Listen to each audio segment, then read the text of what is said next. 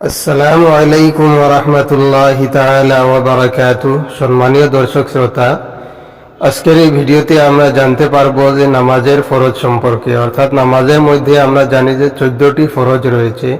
তো সেই ফরজ সম্পর্কে আমরা আজকের এই ভিডিওতে আমরা বিস্তারিত আলোচনা করব। সুতরাং আপনাদের কাছে আমরা অনুরোধ করব যে ভিডিওটি সম্পূর্ণ ফার্স্ট থেকে শেষ পর্যন্ত দেখে নেবেন। তো কথা না বাড়িয়ে চলুন মূল কাজে যাওয়া যাক।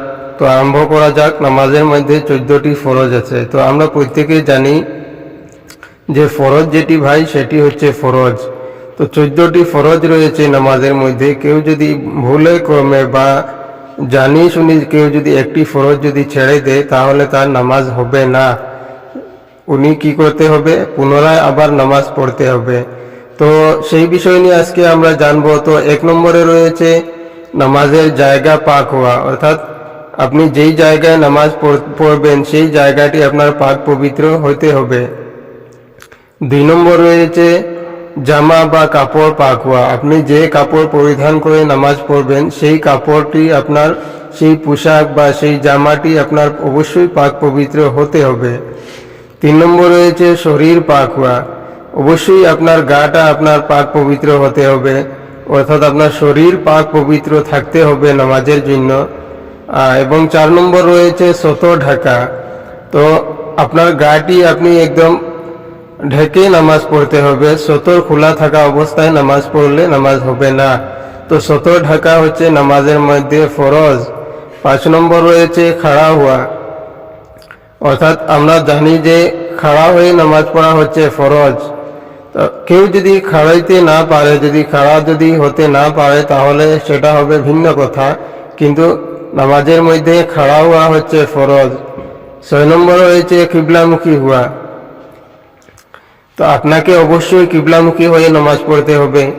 দেখেন, কিবলার দিক থেকে যদি সিনা বা বুকু যদি অন্যদিকে ঘুরিয়ে নেন বা ঘুরিয়ে যায় তাহলে নামাজ হবে না। 7 নম্বর হচ্ছে ওয়াক্ত হওয়া। তো অর্থাৎ নামাজ, আপনি যেই ওক্তর নামাজ পড়বেন সেই নামাজের ওয়াক্ত অবশ্যই হতে হবে। নামাজের ওয়াক্ত না হলে কিন্তু নামাজ হবে না। 8 নম্বর রয়েছে নিয়ত করা। অবশ্যই আপনি যেই ওক্তর নামাজ পড়বেন সেই ওক্তের নামাজের নিয়ত করে নিতে হবে। 9 নম্বর হচ্ছে তাকবীরে তাহরিমা বলা, অর্থাৎ আল্লাহু আকবার বলে আপনাকে তাকবীরে তাহরিমা বলতে হবে। তাকবীরে তাহরিমা বলা হচ্ছে ফরজ। 10 নম্বর রয়েছে কিরাত পড়া, অর্থাৎ কিরাত পাঠ করা, অর্থাৎ নামাজের মধ্যে আপনি আলহামদু সূরা পড়ে যে কোনো একটি সূরা পড়া হচ্ছে ফরজ। 11 নম্বর হচ্ছে রুকু করা। রুকু আমরা জানি যে আল্লাহু আকবার বলে আমরা যে রুকুতে যাই সেই রুকু করা হচ্ছে ফরজ। 12 নম্বর হচ্ছে সিজদা করা। তো সিজদা করা হচ্ছে ফরজ। 13 নম্বর হচ্ছে শেষ বৈঠক, অর্থাৎ সালাম ফিরানোর পূর্বে আপনি যে তাশাহুদের জন্য বসবেন সেই বসাটা হচ্ছে ফরজ। 14 নম্বর হচ্ছে নামাজ হইতে ইচ্ছাপূর্বক বাহির হওয়া, অর্থাৎ নামাজের মধ্যে আপনি তাড়াহুড়া করতে পারবেন না। যতক্ষণ পর্যন্ত আপনার তাসবিহগুলি আপনার রীতিনীতি মতো আদায় না হয় ততক্ষণ পর্যন্ত আপনি নামাজ শেষ করতে পারবেন না। তো এই হচ্ছে সম্মানীয় দর্শক শ্রোতা যে নামাজের মধ্যে 14টি ওয়াজিব। তো আশা করি ইনশাল্লাহ আমরা সকলেই উপকৃত হব। এবং ভিডিওটি যদি ভালো লাগে থাকে তাহলে অবশ্যই আমাদের আহমেদ টিভি চ্যানেলটি সাবস্ক্রাইব করে রাখবেন। তো পাশে থাকা বেল আইকনটি অবশ্যই ক্লিক করবেন। আমরা দৈনিক এই চ্যানেলে নতুন নতুন ভিডিও আপলোড করি, তো যার কারণে সুতরাং আপনাদের কাছে সর্বপ্রথম পৌঁছতে পারে, তার জন্য বেল আইকনটি ক্লিক করে রাখবেন।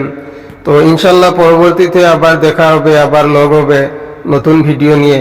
তো পরবর্তীতে আমরা আরো নতুন নতুন ভিডিও নিয়ে আপনাদের সাথে আলোচনা করব। তো সবাই ভালো থাকবেন, সুস্থ থাকবেন। খুদা হাফেজ। আসসালামু আলাইকুম ওয়া রাহমাতুল্লাহ।